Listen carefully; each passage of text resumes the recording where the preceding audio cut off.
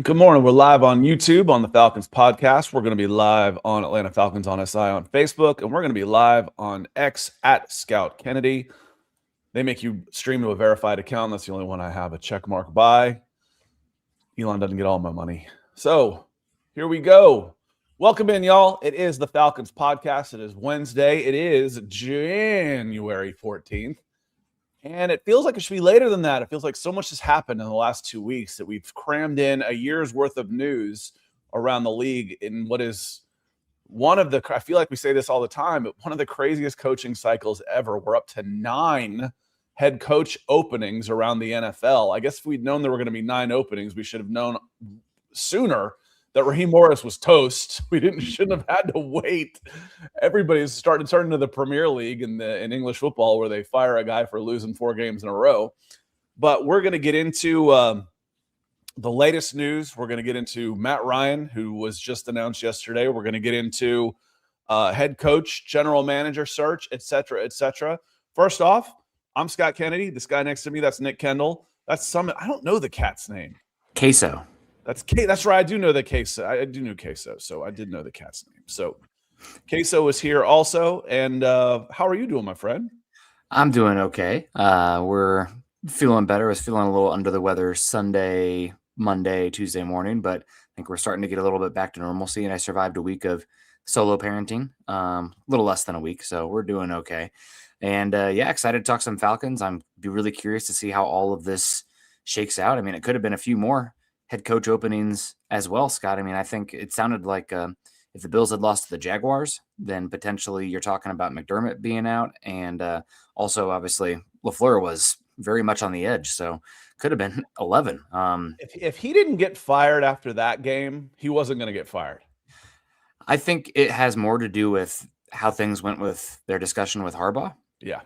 From what I've heard than anything else. And it did not go as well as they wanted. One thing about the Packers, not a dirty secret necessarily, but they don't spend money on coaching staffs around the head coach. They just have not done that historically. They're not a cash-rich franchise, given how their ownership is built. Oh, they're publicly owned. The public. I mean, yeah, they're publicly owned, aren't they? Yes. Yep. And one thing that's going to keep them in Green Bay and an open-air stadium, which I love, but I think because of that and how they operate with their president, they don't have excess cash to pay for staff around the head coach. And from what I've heard, that was a big sticking point with Harbaugh and the potential of going to the Packers. You know, what I said on Monday, Nick, was the only way they'd make that move, and this is what Schefter had said earlier, you know, that there's some pretty good ties between the Packers and Harbaugh. The only way you fire LaFleur is if you know you're getting Harbaugh. You know, why not wait one more year now and see what happens with the Packers? And now Mike Tomlin could be available in a year. That was the big news yesterday. Mike Tomlin, after 19 seasons, 2007, I think it was, because they showed a picture and he looked like a baby. It was walked away. So he is still under contract. This is more of a Sean Payton situation. Still under contract with Pittsburgh. So I don't expect him to be in this coaching cycle. I expect him to take a year off and see if he can pick out a job he wants. And if Green Bay, something happens with Green Bay, Mike Tomlin in Green Bay would be a nice fit. Yeah. The issue with that is I am expecting a Sean Payton level haul in return, and the Packers do not have their 2027 first-round pick because they gave it up for Micah Parsons, which I understand why they did that, but now you're kind of, when you make that move, you understand what you're doing as far as limiting your flexibility going forward. Well, let's get to some of the members and people watching, our viewers and subscribers that are in here today, because there's a bunch of you. That's why we go live. We like to hear from you. John Harrell's in nice and early. He is a member, and you see scrolling along the bottom here, or if you're watching on the mobile version up on top, it says become a member. You can hit the link. We've picked up a few new members here in the last couple of weeks, and we don't lose many, so that means that they're enjoying their time, which is humbling. So we appreciate you, John. Is it Scott, Nick? Is it just me, or are we zeroing in on the head coach and then the general manager? Isn't that backwards? I'm gonna hit this first, Nick, because I saw this earlier and I've already spent some time thinking about it. I feel like they've already got their general manager, one, and two, I think several people that they may have interviewed for the president are actually up for general manager. So and frankly, and then 3, the head coach just gets more play. It moves the needle more. So you're going to hear more about it. I still expect, and 4, I said when Harbaugh was one of those, if you've got Harbaugh, you kind of got your GM. Yeah. So, because he would come in with, as he'd either handpick his GM with him, with approval. Hey, we're going to do this all together. But he would have a pretty big say in personnel also, which isn't Matt Ryan's job. That's what people are saying. Oh, he's not going to want to answer to Matt Ryan. Why not? Nick, I said this, you haven't figured this out yet, but if you're in this game long enough, eventually your bosses are going to be younger than you. I was the youngest guy in the room for a long time. I'm no longer that way. So it's just a fact of life. So those are my thoughts on that. I think the general manager is getting close, and I still think it's Ian Cunningham, but we'll see. And also the chain of command can totally differ based on who the head coach is and who the general manager is. I know a lot of people think about organizationally, the general manager maybe having a little bit more power and then answering to the owner, but it really depends on who the head coach is and the structure in general. I mean, with Matt Ryan being in, if you had a president for a long time, maybe we just talked about the weirdness of the Packers organization setup as well. So if you have a head coach like Harbaugh coming in or Stefanski with a first-time general manager, it might make sense. It's a head coach-led organization, and the chain of command goes, Arthur Blank, Harbaugh, just for example, Cunningham, rather than having them on an equal plane answering to each other. That doesn't tend to work in the NFL as much. You need to have somebody with a little bit more authority in the room in that relationship more times than not. And they say it'll be, they'll be separated, but working separate, but equal, separate, but working together on these type of things. Where and Arthur Blank went through this yesterday during Matt Ryan's press conference, saying that Matt Ryan's job isn't to be the general manager. He's not scouting and whatnot. He's not doing all those things. He's not negotiating contracts. And the football coach will have the autonomy to hire his own staff, et cetera, et cetera. So, but that said, if you are zeroing in on Harbaugh, why would you want to? One of the reasons you do that is because of what he helped build in Baltimore. I want to know who are you interested in? And Cunningham worked in Baltimore for Harbaugh. So if it comes out of this week with Matt Ryan, president of football, Ian Cunningham, general manager, and John Harbaugh as head coach, that's a pretty serious upgrade over the last regime, I think.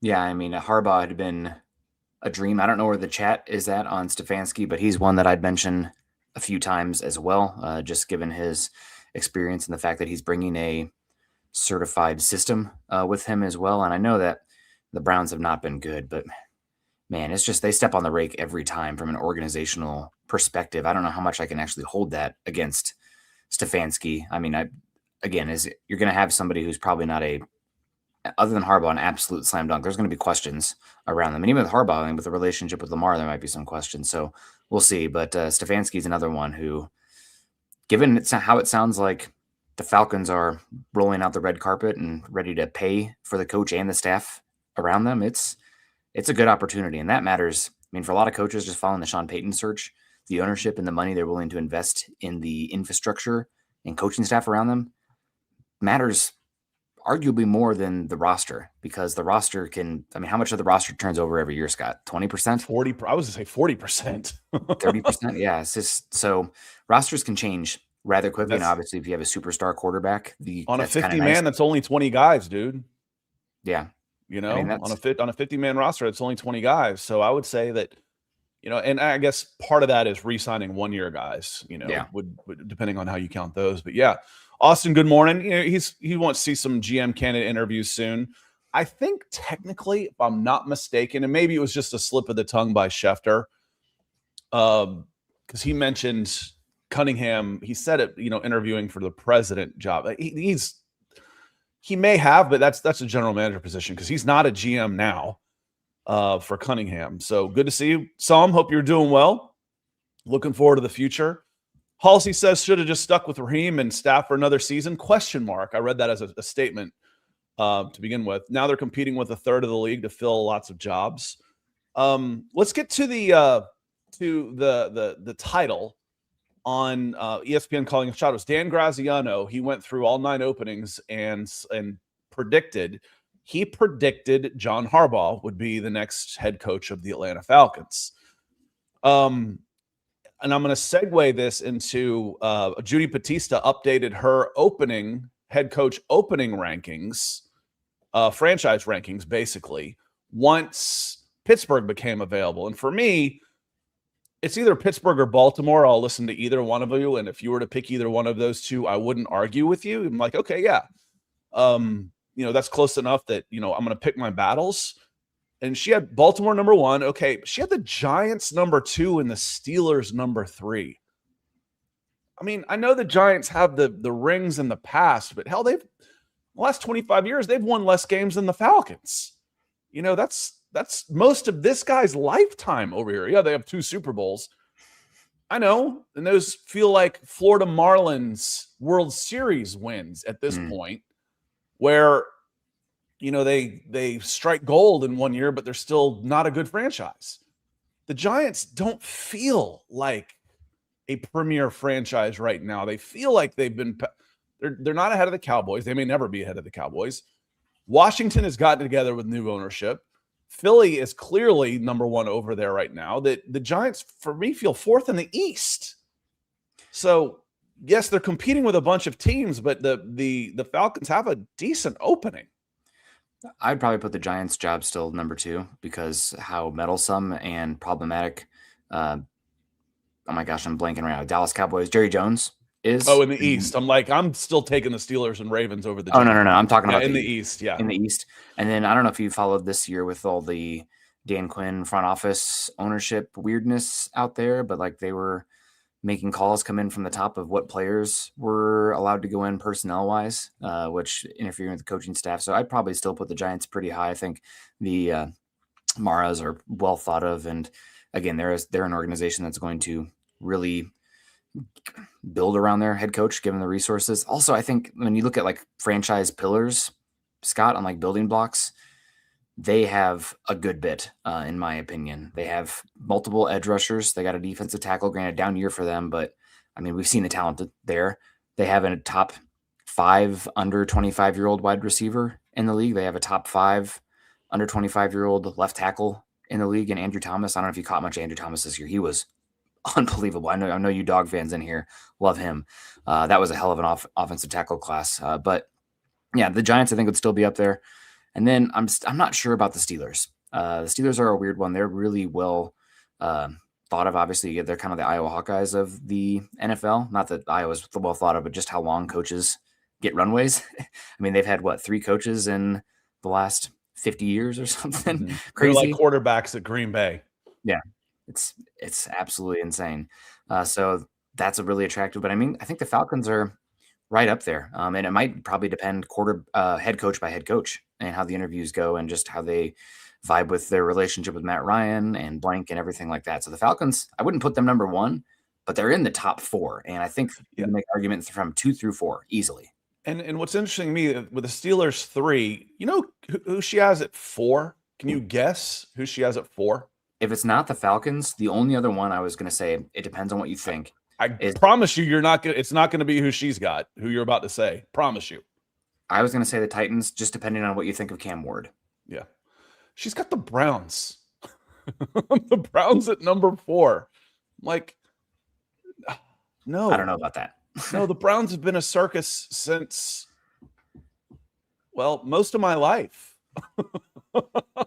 Pretty much most of my life, the Browns have been a circus. They were relevant in the 80s, but they really haven't been relevant since they relaunched the franchise and have been gouging their fans ever since. Good morning, Sam.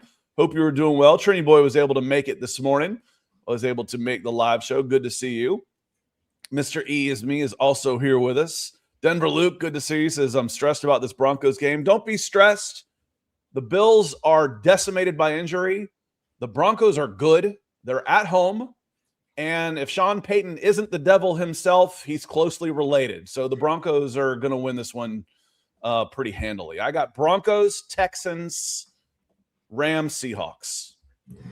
Should be a good one. I'm hoping that the college football championship is close, although Indiana's just rolling through everybody. It's really insane. I guess a group of 23, 24-year-old FCS players beats 4- and 5-star 19-year-olds in college football. That's what we're learning right now. I saw they changed the redshirt rule yesterday too. They're talking about changing it where you can play 9 games and still retain your redshirt. That's not redshirting anymore. That's just a way around a 5th year of eligibility. Yes, exactly. It's just flip 5 to play 5, basically. Yep.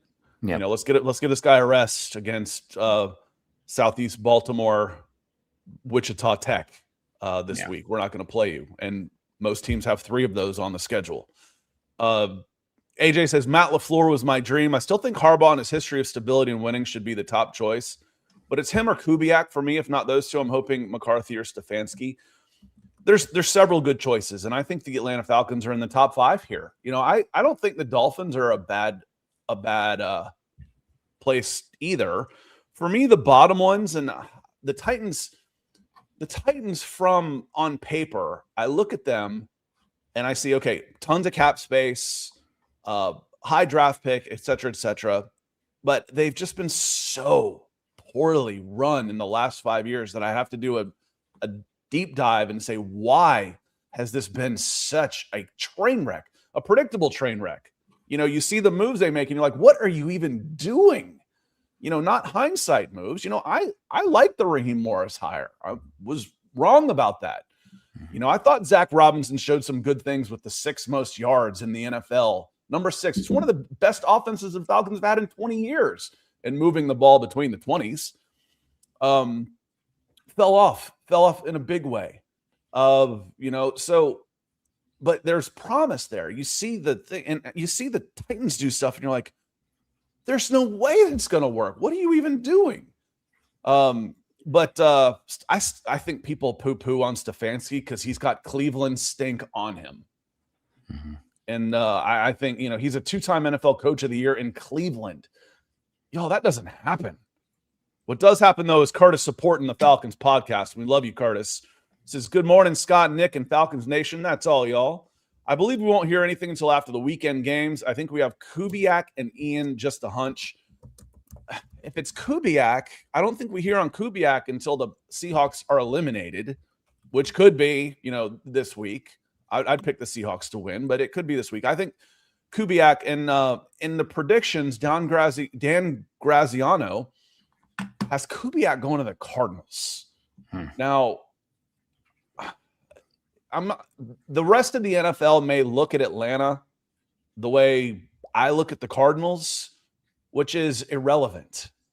I feel like maybe that's who the Falcons are, but Arizona they're pretty much irrelevant in a league full of big shots in their division. They're easily the 4th franchise. In the NFC South, there's not necessarily a premier franchise. The Panthers, the Falcons, the Saints, and the Buccaneers aren't NFL blue bloods.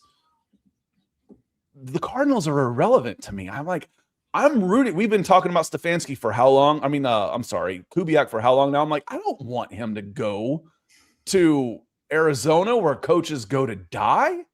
I want him to pick someplace else. But Kubiak makes a lot of sense here. He does. But for what the Falcons need, as far as stability to take the next step, folks, I've been talking offense for how long now, Nick? I'm taking Harbaugh and Todd Monken. That's where I am right now. If I've got that opportunity. I know it's this very small sample size in football, especially in a single elimination, is a chaos sport. But your final 8 teams remaining, Scott, it is an even split of offensive and defensive background head coaches coming in here. So again, I'm with you. I'd rather have an offensive minded head coach coming in, but the responsibilities are different a lot of times, and you just want to get the best guy in here. So I'm not saying you are, but I'm not going to completely close the door on considering a Vance Joseph, a Jesse Minter, a Robert Saleh, who I don't think they've interviewed with yet. And sounds like early buzz is out there is Saleh and Steelers, one to keep an eye on. But again, just got to get the best guy in here operationally speaking.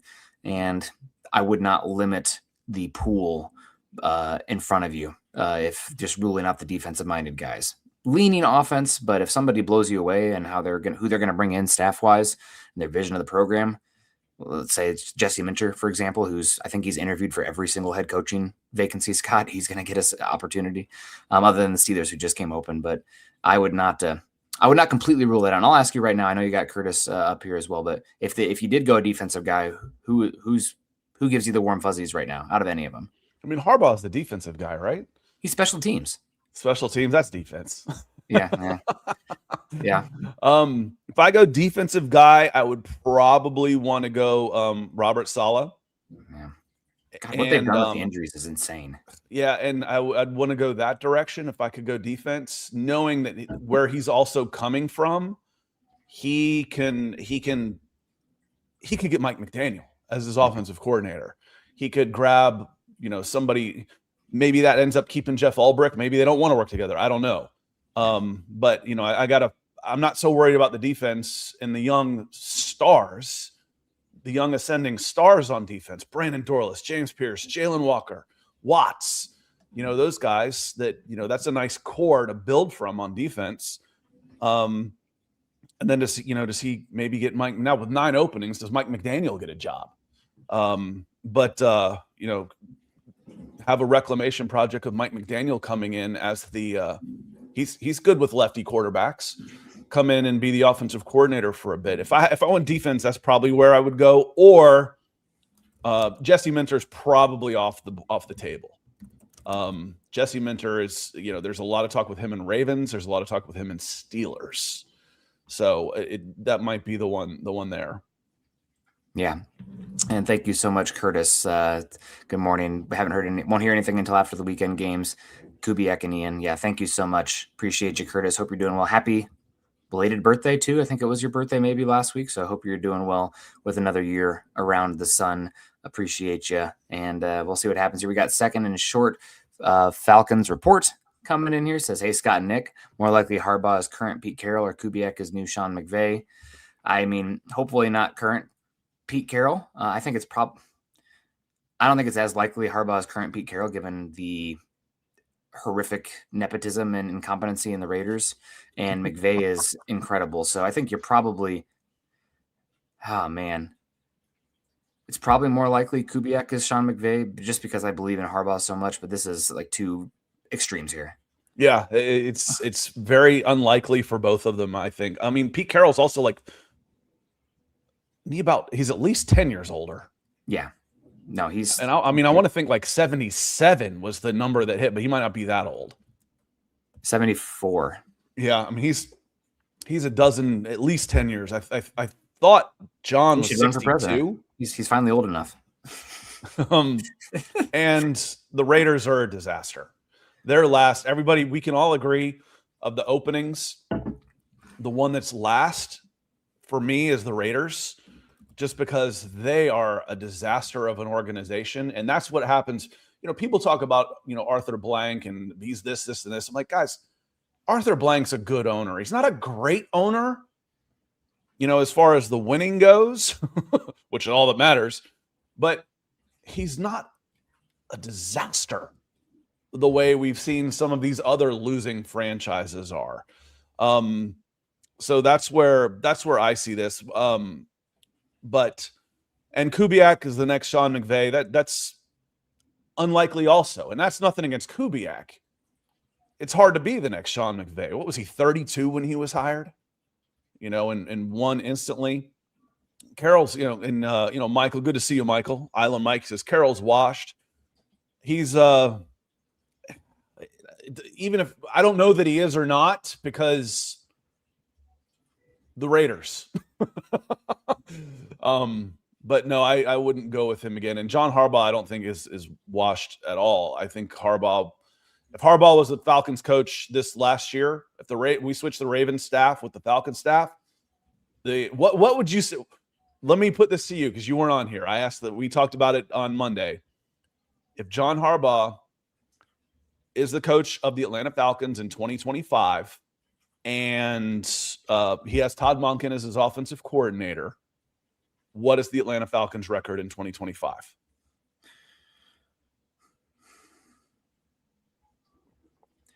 I'd probably set the over-under.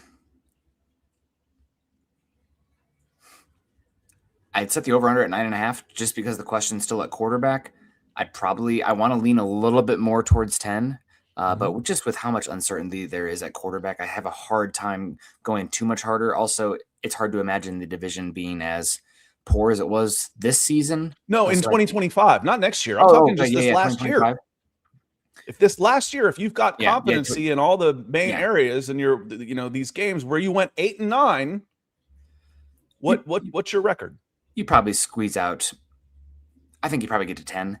I think you're able to get to 10. I said 11-6, and 10-7 is the floor. Yeah. And if you take 11-6, 3, is that staff worth 3 wins over the previous staff? Yes. Yeah. And if they're not, then you probably shouldn't have fired the guy you had. If all I'm getting is 2 more wins out of my new coach, you're in the playoffs with 2 wins, Scott. Isn't that what you want to look for? Yeah, but I can tweak some stuff and maybe pick up 2 wins. Marquise Williams alone was 2 losses. So, I say 11-6 on that one. Let me see here. We got second short. Mike Harvey's coming in. So just came in one about Tomlin, that he's available. The fallacy here is he's not available, Mike. So that's one of those times we talk about this all the time when you ask a question with a non-factual statement. He's not available. So he's not retired, but he is in a sense resigned, and the Steelers still hold his rights. So if you went after Tomlin, you could talk to the Steelers, and Tomlin would want to have to do something. You would have to make a trade for Tomlin, or just permission. You need the Steelers' permission in order to hire Mike Tomlin right now. And if he walks away like that, if he's got 2 years left on his contract, the years away from football don't count. So they hold his rights until he's in the league for 2 years. Unless he came and worked for the Steelers for 2 years, they still hold his rights. So if he sits out for 2 years and wants to come back, the Steelers still hold his rights.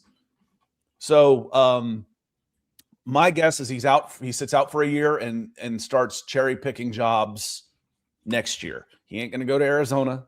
He ain't going to go to the Raiders. He's going to look at a place like Green Bay. He's going to look at one of these. Oh, wait, the Ravens just opened. He might not want to go with the Ravens. That might be too much after butting heads with them for 20 years. But he'll pick a spot that is not just where these first-time coaches or last-time coaches, speaking of Pete Carroll, end up. He'll wait for a premier spot. Yeah, and it's going to take a good bit to trade for him, I'd still imagine as well. You're probably talking about a first and a day 2 pick coming up. And it's going to be weird because the 2026 class, I don't know how much you've been paying attention to declarations, Scott, but 2026 looks rather down on paper, and 2027 looks loaded. I know we do this every once in a while, like just the NFL draft heads, but I think the overall talent this year is less, and it's with a lot of really talented guys going back next season. That doesn't mean everybody's going to step up, but I think it's a pretty safe assumption right now 2027 is going to be a much better class just because how 2026 is shaping up. Yeah, and talking about the jobs, and when Graziano makes a prediction, they talk about the quarterback situation, and everybody talks about the quarterback situation. I'm like, with the open jobs, the quarterback situation's pretty good. You got Kirk Cousins not off the books, but that's settled before you come. Now you can make a decision on, do I want to bring him back or not under a new contract, because his contract expires on March 13th. He will be gone. You can bring him back, but he is gone by March 13th. His contract will be torn up by then. And then that $35 million hits the dead cap in 26 and 27. And Michael Penix is cheap, talented, and you don't have a first-round pick. So you've got 1 year for Michael Penix to figure out, is this going to be your guy or not? And then you can go all in on who you want to in 2027 if it doesn't work out. That's not a bad situation to be in, unless I'm 62 years old and maybe I'm looking. But if I'm 62 years old, there aren't that many open spots that are win now, or else they wouldn't have an open spot. Yeah, no doubt, Scott.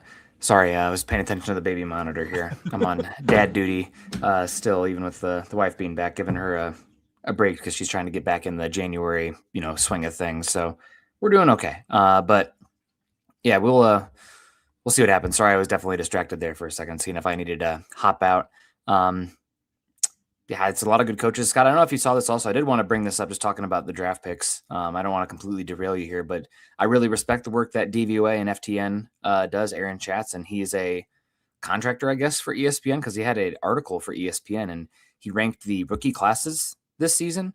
Where do you think the Falcons ranked overall this season? It's pretty lofty. Obviously, it's not the best class. I'll give that away right now, but it's a very good class.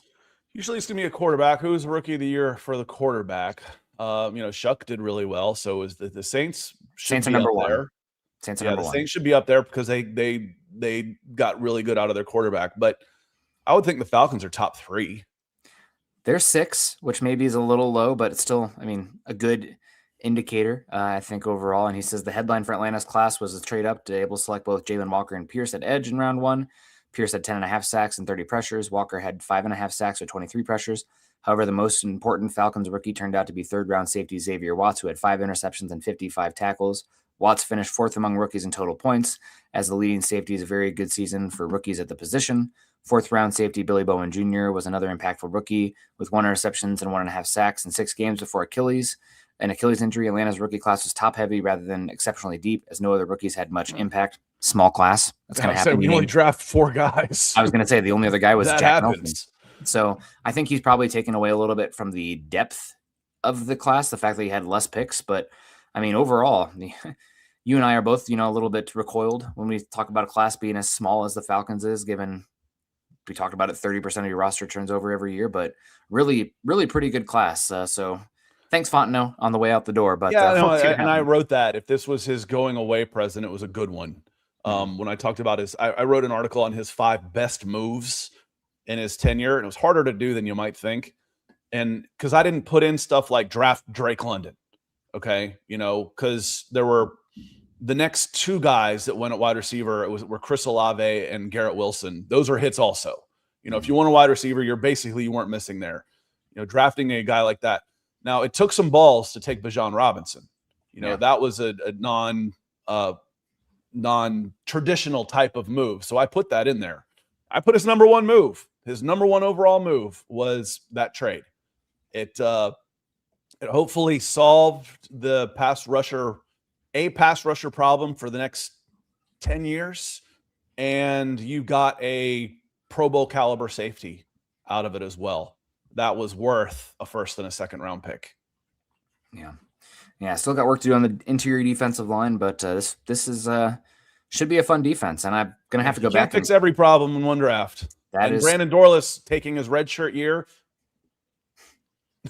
and then playing lights out, and it looked like he avoided a major injury, so he should be available for all of Falcons offseason. Dorlus played like a $20 million defensive tackle, and he's on $1 million.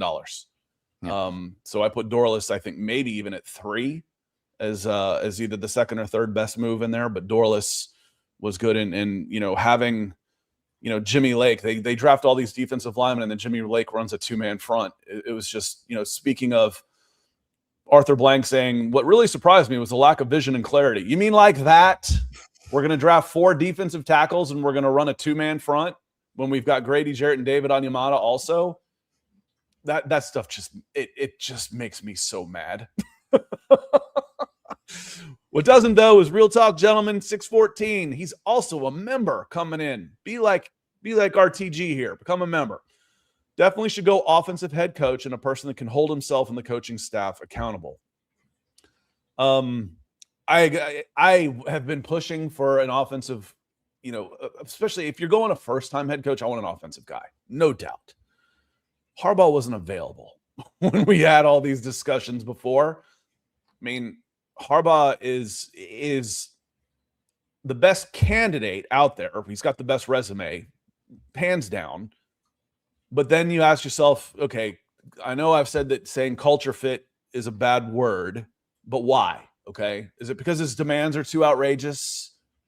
Then okay, I want to do I don't. I want control of player personnel out of it, and I don't know. Then I'm okay if you balk at those type of demands. Money shouldn't be an issue. The Falcons went up for sale, they'd be $7 or $8 billion right now. Money's not an issue. If he wants $20 million, so be it. Kirk Cousins is going to cost you more than that off the roster next year. If he wants $10 million for his staff, so what?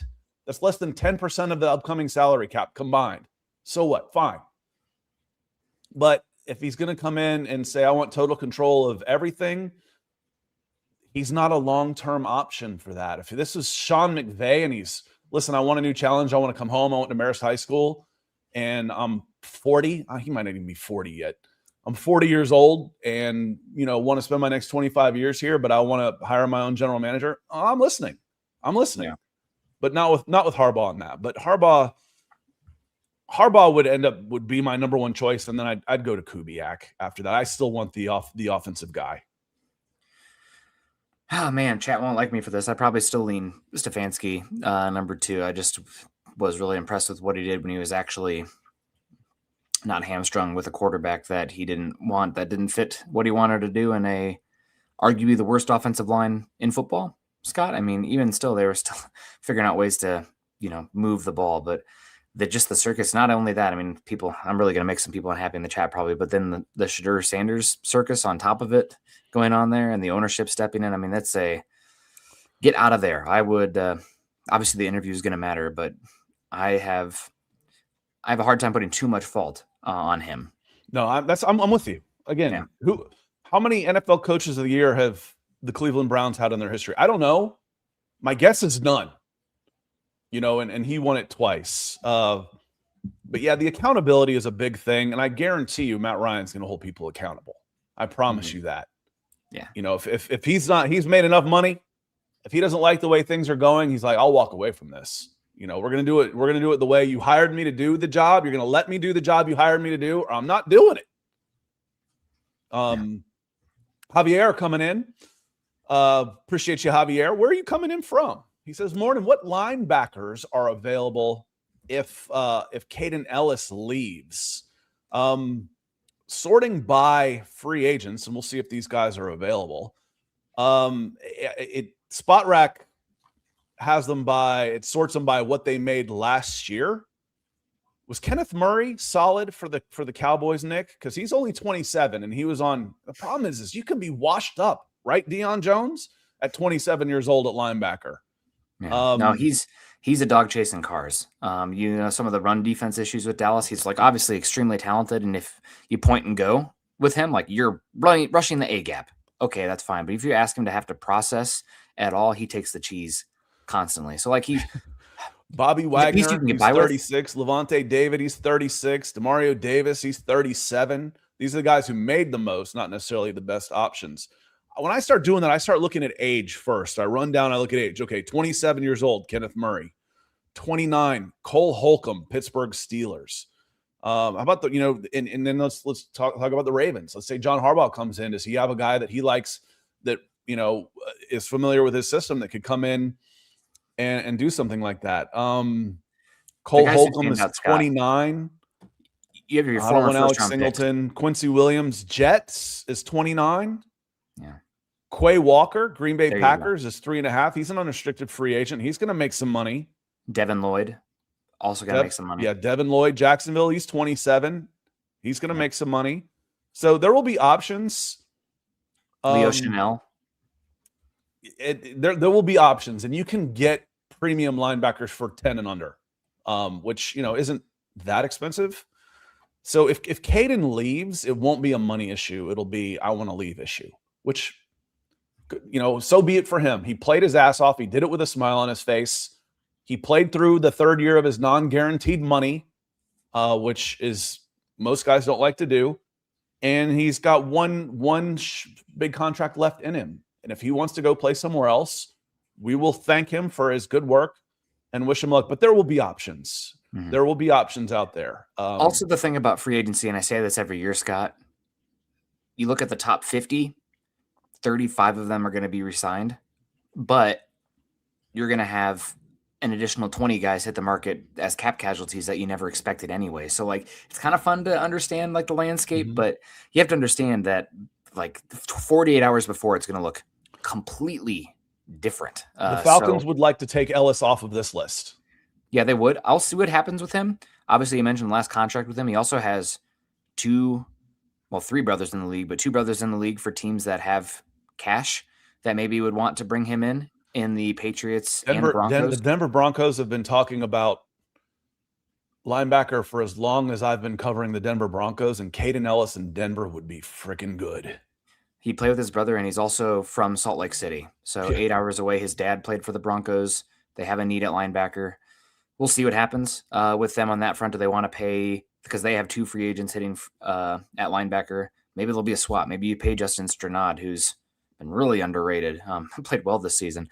But, we'll see what happens with Caden Ellis. I'm not spending money on Strnad.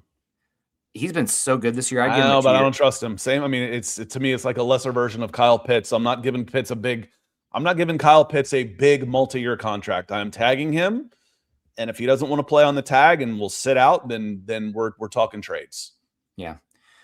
Personally, with how he's played and what I know about him in the locker room, a 2-year deal where you're paying him as a fringe starter is more than fine with me. $5 million. I mean, $5 million is big money for that guy, for a guy like that. Yeah, I'm talking. Yeah, even like. But I'm not bringing him in to replace Caden Ellis.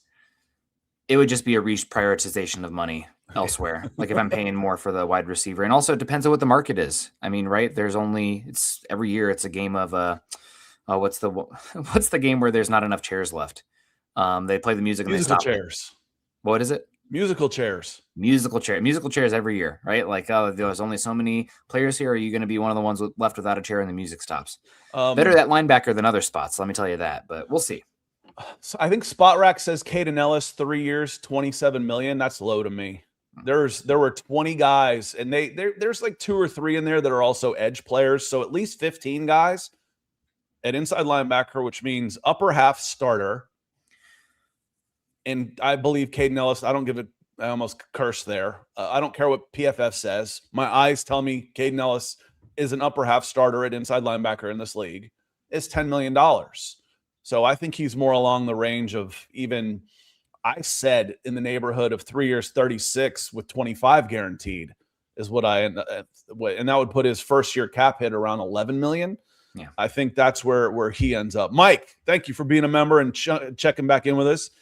He says, will Blank pay a coach $15 million? Does he respect the position? Most he's paid is $6.5 million. Morris made $4.5 million. That was reported. The money on those are harder to find.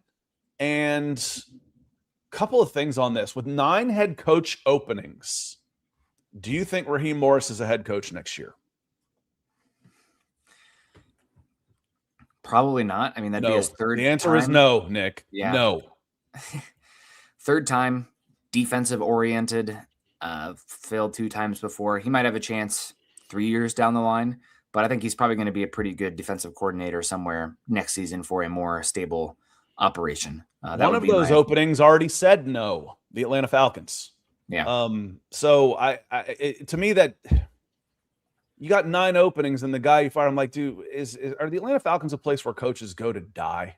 I mean, who has left the Atlanta Falcons? Dan Quinn is the only one that I can think of in my life that has coached another team as a head coach after leaving the Atlanta Falcons. Mike Smith didn't coach again. Dan Quinn did. He did a good job and he got another chance with Washington. And if he has another season like this, he won't be a head coach again. And Raheem Morris, he may never be a head coach again in the NFL. It's hard to get the third time 3 strikes and you're out on that one. So, yeah. Mike, long way around on this. He's never gone after a coach with a resume like this, except for Bill Belichick. Would he have paid Bill more than the 4.5 reportedly that Raheem got? Yes, he would have. It would have been probably at least 10.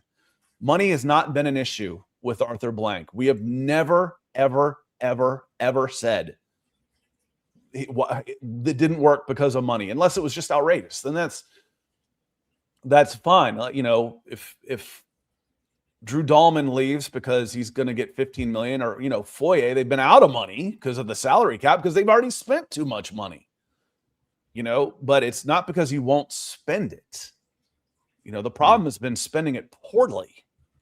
So do I believe if it takes $15 million to get Harbaugh? Yes. And if you want Harbaugh, he'll write the check. No problem. No problem at all. Yep.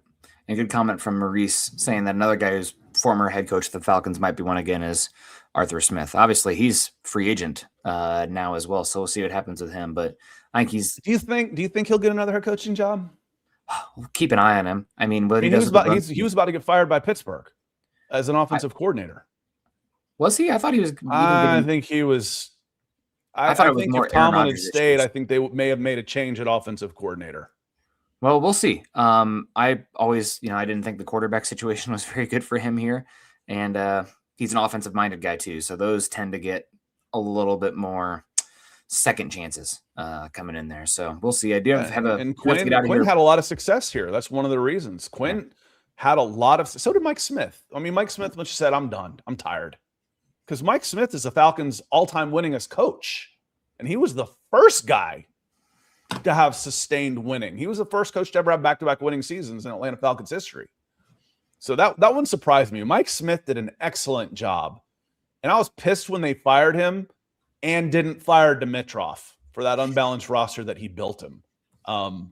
So Quinn did a good job in Atlanta and deserved to get another chance. June Jones was never a head coach. Some of these guys went back to college. Jim Mora went back to college, but he didn't go back to NFL. And June Jones had a lot of success at Hawaii, which was a place where he belonged, where you can scheme guys and run those. It was a gimmick offense at the time, the straight run and shoot. On that one.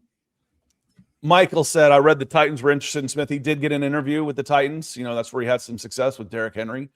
And that's when he was offensive coordinator there, helped launch him to the head coach of the Atlanta Falcons. But I'm not sure that he will be a head coach again. I feel like he was about to get fired in Pittsburgh, dude. Running through some of these, and let me know what you think on this. And actually, let's hit on there was a question that just came in. I saw, Nick, while I'm looking this up. Let me see here. It was talking about second and third round receivers. Who are some guys that might be there that you're interested in? I can't find the comment. I'm sorry. It couldn't have scrolled off that far. It's a super chat if that helps. Oh, that'll help. Let me just click on that button. I thought it was from Javier. Thank you, Javier. Yeah. For me, I think if you're talking second round wide receivers, I mean, we'll see again with this class the way it is. Guys that you typically see going, in pick 40 might be going pick 20, but we got a long process to go yet. I think it's easier to say the guys that I don't expect being there, being Jordan Tyson from Arizona State, Carnell Tate from Ohio State, Mekhi Lemon from USC, Denzel Boston from Washington, and KC Concepcion from Texas A&M. But after that, you got Chris Bell coming off of an ACL injury, not a really good route runner, but 6'2", 225, and man, he's an absolute horse in the open field. I really like Elijah Surratt. If you've had a chance to watch Indiana this season, he's the main wide receiver there. They also have Omar Cooper Jr., who I think is a pretty darn good wide receiver out there. You have some true speed, kind of like Zachariah Branch from Georgia, probably a day around 3 kind of guy. CJ Daniels has stepped up this season. You have some former high recruits that didn't really materialize, but still because of the athletic profile, maybe you'll see somebody like Nick Anderson step up and be sought after. But overall, CJ Daniels too, another high recruit. So there's some options out there. I don't think it's bursting with talent at wide receiver this season. Next year. Yeah. 2027. Yep. And second and short has some guys coming out here. I think the one who stands out to me is Elijah Surratt, but I mean, given how valuable wide receiver is and how they get paid on the open market, even if you're like a niche wide receiver 3, I think Surratt might even work his way into, top 35 in this class. So we'll see how it works out. Bernard from Bama, also an interesting player, really sure hands. I don't think he's a very good athlete for the wide receiver position, but he's a solid number 2 kind of inside-outside guy. If you remember, Scott, Jarvis Landry right? Like did a lot of dirty work, but like couldn't really move, but a good player. Jarvis was an exception to a rule. He taught me a lot about scouting. I had him at one of our combines when I was running high school combines. He ran like back-to-back 4.75s. And by the end of the year, I put 5 stars next to his name. It was like Anquan Bolden. He's so good, I don't care. Yeah. I don't care that he's timing 4.7s. I don't care. He's that good. Anquan Bolden was that way. He was like a 4.81 guy. And he's just that good. I don't know if Bernard is that good, and I think more like not Anquan Bolden good. I could see him carving out a Jarvis Landry wide receiver 3 role in the league. I mean, he had some good years with Miami wide receiver 2, but never like dynamic, right? And in a league that's about hunting explosive plays, especially at wide receiver, you want a little bit more. But again, you're talking about day 2. So in this class. So thanks for the question, Javier. Yeah, I'm Broncos also looking for wide receiver as well, and we'll see how it plays out. But I really dig Elijah Surratt right now. If he's there, he's somebody who I like a lot. Maurice, thanks for being a member. He's an Auburn guy. I have a dream. Alex Golesh will win 3 national titles and then come to the NFL and save the Falcons and win 3 Super Bowls. Yeah, those aren't the dreams I have. I have dreams that I can't find my helmet. I'm getting called into the game and I can't find my helmet or my bat. It's been a lot more baseball than football lately. I can't find my cleats. Those are the dreams I have on those. So let me run through these, and then we're about to get out here. So if you have any, excuse me, last minute burning desires, get them in. We're going to call it. I'm going to go through Dan Graziano's every team and every prediction, and just kind of give me a Twitter-based thought on them. Real quick. We don't need to spend all the time on this, but Arizona Cardinals, Clint Kubiak. Atlanta Falcons, John Harbaugh. Baltimore Ravens, Kevin Stefanski. Cleveland Browns, Mike McDaniel. Weird goes weird. Las Vegas Raiders, Robert Saleh. Miami Dolphins, Chris Shula. Speaking of nepotism there. New York Giants, Jeff Hafley. Packers defensive coordinator. Pittsburgh Steelers, Jesse Minter. Chargers defensive coordinator. Tennessee Titans, Matt Nagy, Chiefs offensive coordinator. So no Mike McCarthy out there? That's Mike McCarthy was not picked for one of the 9 spots. Well, I guess we'll see. With all of that, McDaniel in Cleveland is interesting. Minter with the Steelers is interesting. Stefanski with Baltimore. I mean, we're going to start getting some answers here pretty soon, Scott. But it's a lot of fun. One guy that he's been making some rounds this cycle that we haven't talked about yet. Just wanted to throw out the name. I don't think he's gotten an Atlanta interview, but who knows how this process goes. Offensive coordinator for the Jags, Udinski, I think is his name. He's only 30 years old, and people talk about him like he is a savant, just like with how intelligent he is and how prepared he is. So maybe not this cycle, but you never know until you know with head coaches, but that's a name I just wanted to throw out there. So the Jags offensive coordinator, you guys might have to. Alex was passively listening because all he heard was Arthur Smith, and he's like, "Wait, what?" No, Alex, will Arthur Smith ever be a head coach again in the NFL? That was the discussion. Yeah, it's all good. Or maybe somebody in the comment. Who's talking about him, Arthur Smith coming back to Atlanta? I don't remember ever. Did I miss something in the chat about that at all? No, I was saying I don't think he may never be a head coach again on this. So when I look at these 9 lists, these 9, and I'm like, who won the coaching cycle? The Falcons are winners. The Falcons come out of this with John Harbaugh. They win. I look at Arizona, and if they get Clint Kubiak, I love Clint Kubiak. I don't love Arizona. I feel like that's not a great job for him. I'm like, all right, well, there goes a really good coach to another really bad situation, and it's going to be hard for them to get any better despite the coaching. So the Falcons come out ahead there. I look at Baltimore, Kevin Stefanski, win.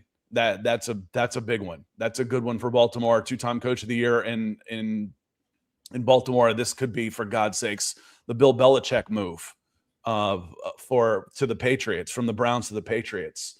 I go to Cleveland and I say Mike McDaniel. You saw me laugh. I forgot about that one. Yeah, I say Mike McDaniel's got to wash off some of the weird as an offensive coordinator for a couple of years before he gets another shot. It would be the Cleveland or the Raiders that would do something like that would give him the shot. And the weirdness would keep going and he'd be out of a job in a while. The Raiders, Robert Saleh, I think the Raiders, I agree that most of us agree that they're the worst. They are the worst job out there right now.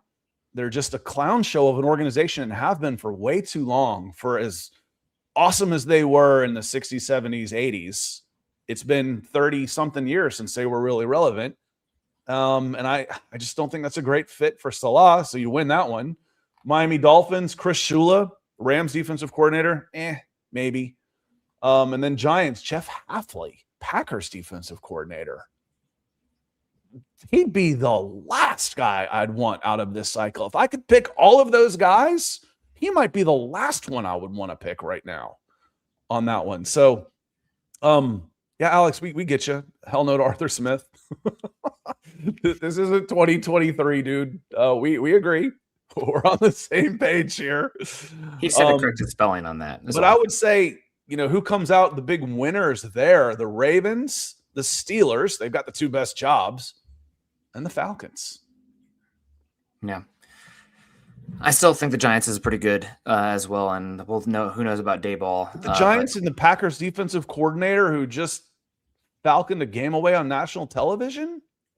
Yeah, I think the Giants job is, I'd be interested, but I guess I'm talking about the fit though. Yeah. If Kubiak goes to the Giants instead of the Cardinals, that's a win. Yeah. That's as the fit for both parties. That's a win. Kubiak going to the Giants, that's a win. Yeah. Hafley going to the Giants, that's not a win. No. No. Yeah. Keith Robinson says, what shot was called?